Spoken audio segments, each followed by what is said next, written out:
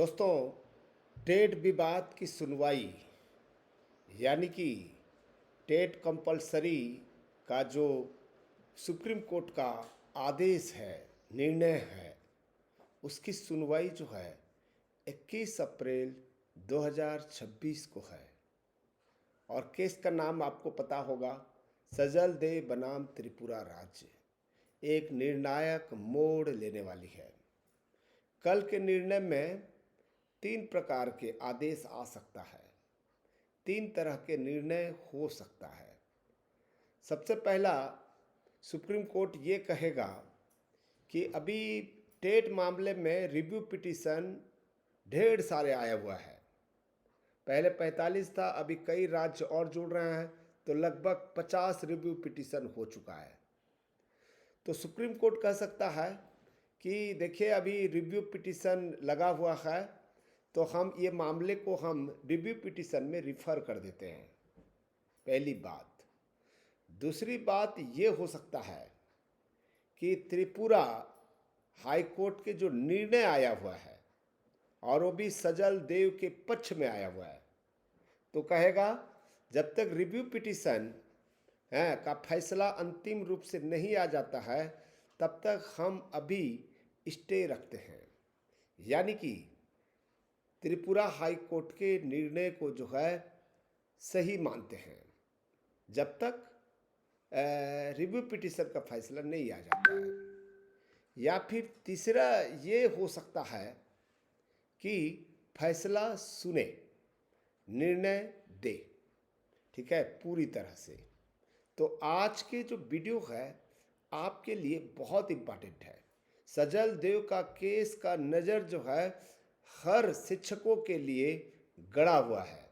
ठीक है दोस्तों, चलिए हम थोड़ा संक्षिप्त में और पूरी जानकारी इस वीडियो के माध्यम से समझने की कोशिश करते हैं। सबसे पहली बात, आप सब जानते हैं 1 सितंबर 2025 का फैसला क्या आया था। ठीक है, सुप्रीम कोर्ट ने कहा था कि मुझे तो क्वालिटी चाहिए, क्वालिटी एजुकेशन चाहिए। स्कूलों में क्वालिटी एजुकेशन बहुत इम्पॉर्टेंट है। कौन सा? आरटीई 2009 का। ठीक है, यानी कि आपको पता है कि जो पहली क्लास से लेकर 8वीं क्लास तक की जो स्टूडेंट्स होते हैं, ठीक है, वो आरटीई के अंतर्गत होते हैं। ठीक है, सुप्रीम कोर्ट के 1 सितंबर के आदेश ने पूरे देश में हलचल मचा दी थी। संदेश स्पष्ट था, शिक्षण में गुणवत्ता के लिए टेट अनिवार्य है। यही से मामला उलझा हुआ है और डेडलाइन दिया हुआ है कि 2027 तक अनिवार्यता जितने भी टीचर पहली क्लास से लेकर 8वीं क्लास तक की नियुक्ति हुई है, ठीक है, सभी को डेडलाइन दे दिया गया है कि 1 अगस्त 2027 तक जो है अनिवार्यता टेट क्लियर करना पड़ेगा, अन्यथा स्थिति में आपकी नौकरी जा सकती है। तो हमारा प्रश्न ये है कि क्या यह फैसला पत्थर की लकीर है? ठीक है, यहाँ पर ये समझिएगा, सजल देव केस का मुख्य आधार है पूर्वव्यापी प्रभाव। यहाँ पर सवाल उठाया गया है कि क्या 2011 से पहले नियुक्त शिक्षकों पर आज के नियम लागू हो सकते हैं। ठीक है, 2001 में भी भर्ती हुई है, ठीक है, 2011 में भी है, और साथ ही साथ जो है, ठीक है, अभी वर्तमान में भर्ती हो रही है। इन सब को लेकर जो है, जब 2001 से 2011 के बीच भर्तियां हुई, तब टेट का अस्तित्व ही नहीं था। ठीक है, जो कि यदि पूर्वव्यापी प्रभाव लागू हो रहा है, रेट्रोस्पेक्टिव इफेक्ट जो है, ठीक है, वो जो है आर्टिकल 14 और आर्टिकल 16 का वायलेशन कर रहा है। ठीक है, जैसे उदाहरण दिया जा रहा है, क्या खेल के बीच में नियम बदलना संवैधानिक है? सजल देव केस इसी समानता के अधिकार की रक्षा करता है, आर्टिकल 14 और आर्टिकल 16। कानून का बुनियादी सिद्धांत है लेक्स प्रॉस पिसिट नॉन रेस पिसिट। कानून भविष्य के लिए बनता है, अतीत बदलने के लिए नहीं बनता है। इसका अर्थ है सुप्रीम कोर्ट और हाई कोर्ट के बीच यही वो कानूनी पेच है जो पुराने शिक्षकों की उम्मीदों को जिंदा रखता है। शायद मुझे लगता है ये समझ में आ गया होगा। ये बहुत बड़ी सिद्धांत है। 16 जुलाई 2026 में त्रिपुरा हाई कोर्ट ने एक फैसला सुनाया था जो ऐतिहासिक फैसला था। हाई कोर्ट ने स्पष्ट किया कि 2011 से पहले के शिक्षकों को टेट के लिए मजबूर करना उनके संवैधानिक अधिकारों का हनन है। नियुक्ति के समय के नियम ही मान्य होने चाहिए। ये 16 जुलाई 2024 को त्रिपुरा हाई कोर्ट ने निर्णय दिया था सजल देव के पक्ष में। फिर त्रिपुरा गवर्नमेंट ने जो है सुप्रीम कोर्ट में, ठीक है, ये पिटीशन दायर किया है। सुप्रीम कोर्ट ने इस पर स्टे जरूर लगाया है। जब केस लग गया, सुप्रीम कोर्ट में केस लग गया, तो ये जो हाई कोर्ट का जो निर्णय है वो प्रभावी नहीं हुआ। इसे पूरी तरह खारिज नहीं किया गया है। याद रखिएगा, स्टे लग जाने का मतलब ये नहीं होता कि टोटल ख़त्म हो जाए। कानूनी खिड़की अभी भी खुली है। एक बात समझिए, ठीक है, सुप्रीम कोर्ट भी विवश हो जाएगा। क्यों होगा?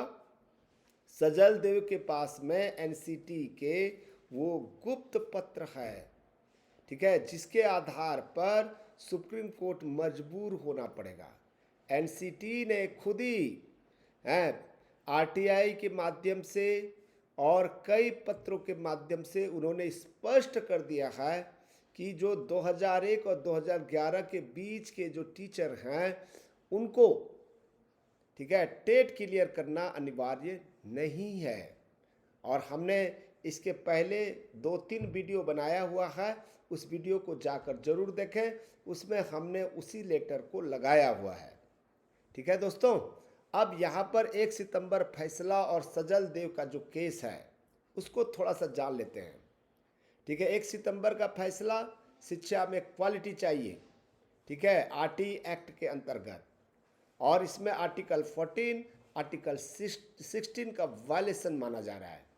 सभी शिक्षकों के लिए एक समान नियम है। और यहाँ पर सजल देव के केस में एनसीटी द्वारा त्रिपुरा को दी गई विशेष छूट त्रिपुरा के सभी के लिए लागू होगा। पुराने शिक्षकों के लिए अव्यवहारिक है। ये अतीत में की गई नियुक्तियों पर नए नियम थोपे नहीं जा सकते हैं। ठीक है, खेल चालू हो गया तो जो पुराने नियम होगा वही पुराने नियम जो है लागू होते हैं। नया नियम नहीं थोपा जा सकता है। ठीक है, अब 21 अप्रैल की सुनवाई में 3 संभावित परिणाम क्या क्या आ सकते हैं। अब सबसे पहली बात जो है, दीपांकर दत्ता के जो पीठ है वो कह सकता है कि देखो भाई, अभी मुख्य रिव्यू पिटीशन लगा हुआ है तो हम इसको पेंडिंग रखते हैं। ठीक है, क्योंकि ये पेंडिंग है तो इसको भी पेंडिंग रखेंगे, यानी कि इस केस को होल्ड पर रख सकता है। ठीक है, मुख्य रिव्यू पिटीशन के पेंडिंग होने के कारण जज इस केस को होल्ड पर रख सकता है।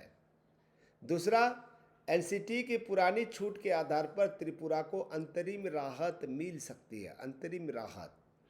और तीसरा सबसे बड़ा हथियार, ठीक है, अगर सजल देव के पक्ष में एक भी टिप्पणी आई तो यह पूरे देश के पुराने शिक्षकों के लिए रिव्यू पिटीशन में नज़ीर बन जाएगा। और हम चाहते हैं कि सजल देव ने जो बड़े बड़े वकील रखे हैं, जिनको 60 से 70 लाख रुपया फीस दिया हुआ है, 60 से 70 लाख रुपया है। सजल देव से मेरा बातचीत हुआ कि वकील कितना फीस ले रहे हैं, तो उन्होंने कहा कि 60 से 70 लाख रुपया ले रहे हैं इसी केस में जो कल जो सुनवाई होने वाली है। ठीक है, तो पूरा उम्मीद है कि ये फैसला आपके पक्ष में आ सकता है। कानूनी लड़ाई अभी खत्म नहीं हुई है। ठीक है, याद रखिएगा, कल स्टे लगेगा या केस डिस्पोज्ड होगा। संभावना है कि यह मुख्य रिव्यू पिटीशन से जुड़ जाए। लेकिन याद रखिए, सजल देव केस की जीत पूरे भारत के इन सर्विस शिक्षकों की जीत की नींव बनेगी। सही जानकारी के लिए जुड़े रहें। हाँ, याद रखिएगा, जो इन सर्विस टीचर, ठीक है, इन सर्विस टीचर जो सी टेट या टेट की तैयारी करना चाहते हैं, तो हमने जो है कुछ बुक्स जो है रिफ़र किया हुआ है, उस बुक को पढ़ेंगे। बेस्ट बुक है, ठीक है, मैं ये नहीं कह रहा हूँ कि आपको ख़रीदना ही है, और 200 250 रुपया 150 200 रुपया में ये मिलता है। ठीक है, ये किताब आप खरीद कर पढ़ना स्टार्ट कर दीजिए। ठीक है, आपकी इच्छा है। मेरा कोई किताब नहीं है और ना ही किताब का प्रचार प्रसार कर रहा हूँ।